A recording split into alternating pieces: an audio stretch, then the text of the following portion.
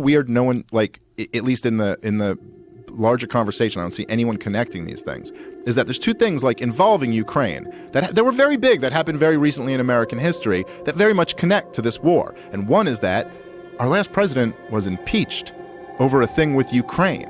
And, like, what was that? And then the other thing is the current president's son was getting paid millions of dollars from a company, Burisma, in Ukraine.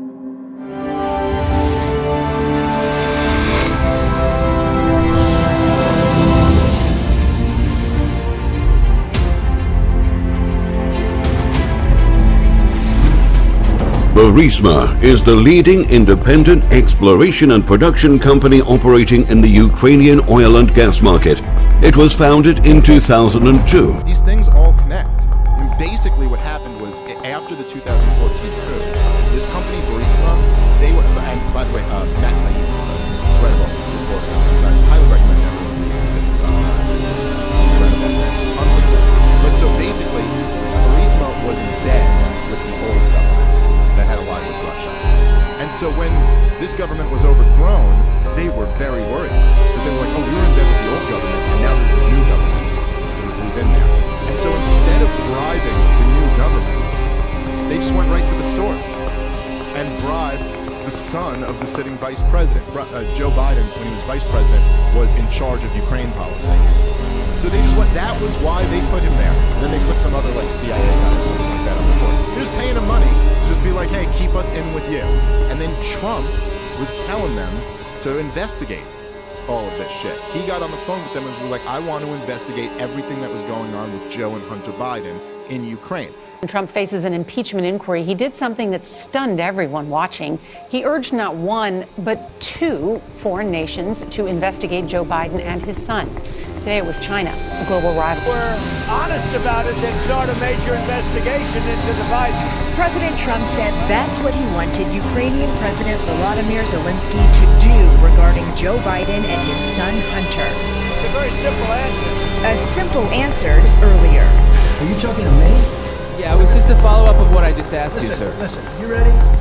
We have the president of Finland. Ask him a question. The president even called on a second country to look into the Bidens. And by the way, likewise, China just started an investigation into the Bidens. Because what happened in China is just about as bad as what happened with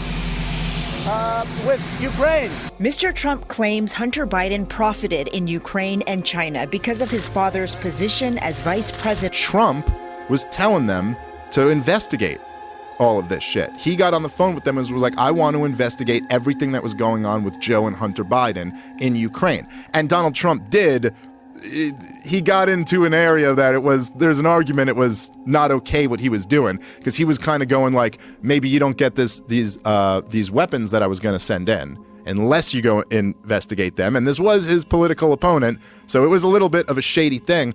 But then the other story about that is that ultimately Trump caved and he sent in the weapons to Ukraine.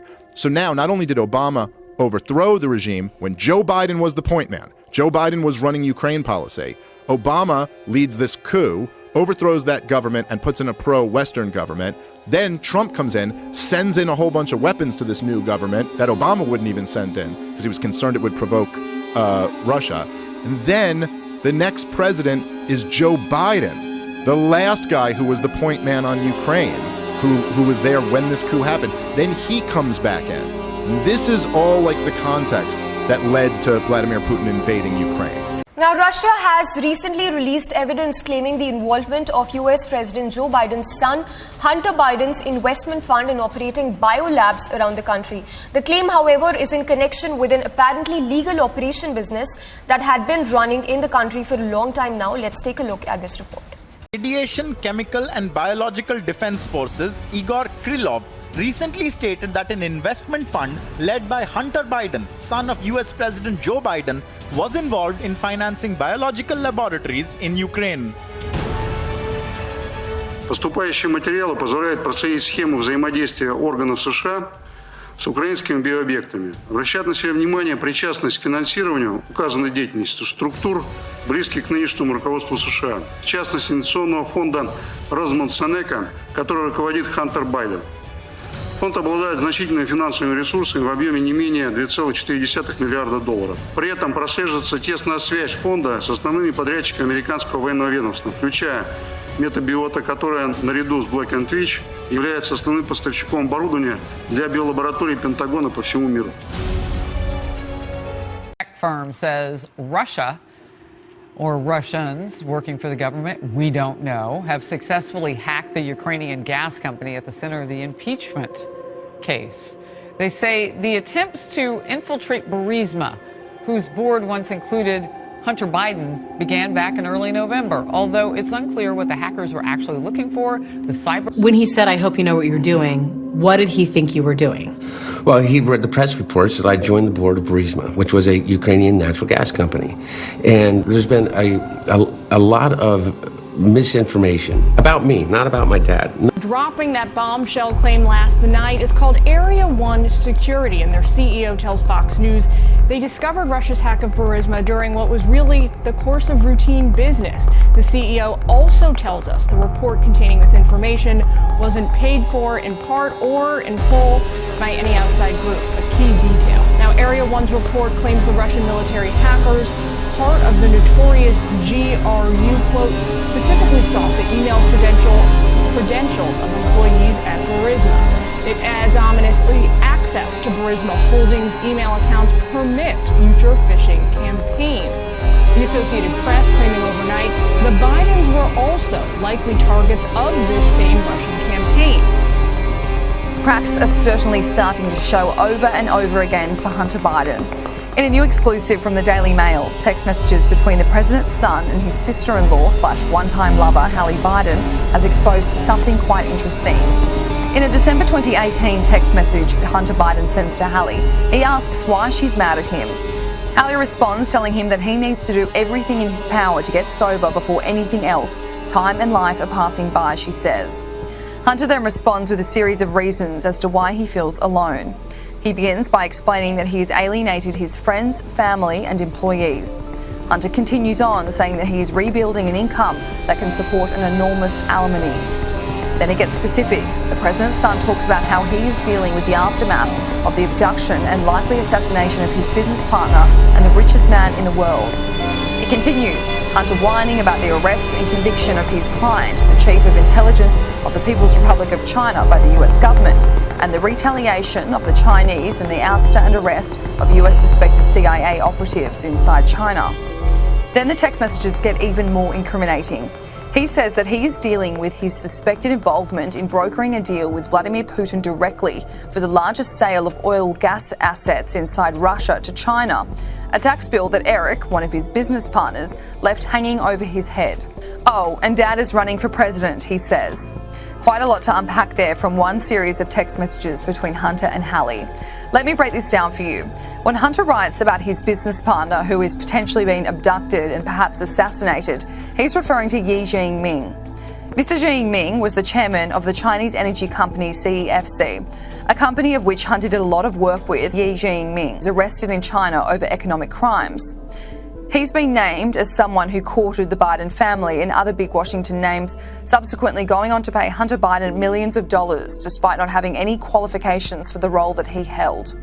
According to the Washington Post article earlier this year, over the course of 14 months in 2017, CEFC paid $4.8 million to entities controlled by Hunter and his uncle Jim Biden. Within those text messages, when Hunter refers to the Chinese chief of intelligence who was arrested and convicted by the US government, he means Patrick Ho. In 2017, Mr. Ho hired Hunter on a $1 million retainer and was also one of Mr. Yi Jinping's top lieutenants. He was later charged and convicted by the US government for a scheme to bribe leaders from Chad and Uganda. The most interesting and I'd say bizarre part of these text messages obtained by the Daily Mail is the mention of an oil deal with Vladimir Putin. Hunter does not admit to taking part. He just says that there is speculation he was involved in directly brokering a deal between the Russian president for the sale of oil gas assets inside Russia to China. He also says one of his business partners, Eric Schwerin, left a tax bill hanging over his head. Hunter's overseas business deals truly are a twisted, tangled web, a web of which his father, President Joe Biden, has maintained that he has no knowledge of. Over the last 6 months or so, more and more of Hunter's laptop has been leaked, and sometimes the contents of the leaks contradict what the president has told the American public. According to a survey released yesterday, 69% of Americans do not believe President Biden's assertion that he never discussed overseas business dealings with his son. A huge 49% said that it was very likely Joe Biden knew, while just 22% thought he was unaware. The poll also asked respondents how likely it was that President Biden personally profited from the deals with Chinese government-linked companies. 62% believe that Biden benefited. Mr. Gates. So where is it? The laptop. Sir, I'm not here to talk about the laptop. I'm here to talk about the FBI cyber program. You are the assistant director of FBI cyber. I want to know where Hunter Biden's laptop is. Where is it? Sir, I don't know that answer. That is astonishing to me. Has FBI cyber assessed whether or not Hunter Biden's laptop could be a point of vulnerability, allowing America's enemies to hurt our country? Sir, the FBI cyber program is based off of what's codified in Title 18, Section 1030 of code, which talks about computer intrusion or using nefarious intent. You've talked about passwords here. I mean, Hunter Biden's password on his laptop was Hunter02. He drops it off at a repair store. I'm holding the receipt from Max Computer Repair, where in December 2019, they turned over this laptop to the FBI. And what now you're telling me right here is that as the assistant director of FBI cyber, you don't know where this is after it was turned over to you 3 years ago. Yes, sir, that's an accurate statement. How are Americans supposed to trust that you can protect us from the next colonial pipeline if it seems that you can't locate a laptop that was given to you 3 years ago from the first family, potentially creating vulnerabilities for our country? Sir, it's not in the purview of my investigative responsibilities. And I'm sorry to say that this war, I believe, is the direct result of repeated mistakes made by President Biden and the Biden administration. Two mistakes in particular. Number one, the disastrous withdrawal in Afghanistan and surrender to the Taliban that emboldened our enemies across the globe. But then number two, with respect to Russia and Ukraine, very specific mistakes. You and I have talked at great length about Nord Stream 2. As you know, this committee and the Congress won a bipartisan victory stopping Nord Stream 2 in 2019. I authored that legislation. As a result, Putin was deterred from invading Ukraine. When Joe Biden became president, he came in bound and determined to surrender the Nord Stream 2 pipeline to Russia and Putin, notwithstanding the enormous risks that came from it. When President Biden surrendered to Putin on Nord Stream 2, waived the sanctions that had been passed by Congress, at that time, Ukraine told us, if you do this, Russia will invade Ukraine. At that time, Poland told us, if you do this, Russia will invade Ukraine. At that time, I told the administration, and others on this committee told the administration, if you do this, Russia will invade Ukraine. We will see tanks in the streets of Kiev. I wish those predictions had proven wrong. This weekend, all 100 senators were on a video conference call with President Zelensky from Ukraine. President Zelensky told us if the United States government had put sanctions in place last year on Nord Stream 2, Putin would not have invaded Ukraine. And yet the administration was bound and determined to continue surrendering to Russia, even as Russian troops massed on the border of Ukraine, so much so that the White House put political pressure and forced 44 Democrats to vote to support Russia and Putin just weeks before this invasion. Now, after the invasion, finally, once there were Russian troops invading Ukraine, finally then, the Biden administration was dragged, kicking and screaming, to implement the sanctions on Nord Stream 2. As soon as you did, Nord Stream 2 declared bankruptcy and fired its employees. Now, in my judgment, Putin does not believe any promise from Joe Biden to maintain sanctions on Nord Stream 2 is credible. I think Putin is gambling that when the crisis passes, the sanctions will be lifted and Nord Stream 2 will be turned on. I've introduced legislation to make Nord Stream 2 sanctions permanent. In your judgment, do you believe sanctions on Nord Stream 2 should be permanent, or should the pipeline be allowed to be turned on? Senator, I think Nord Stream 2 is now dead, and as you have said, it is a hunk of metal at the bottom of the sea. I don't think it will ever be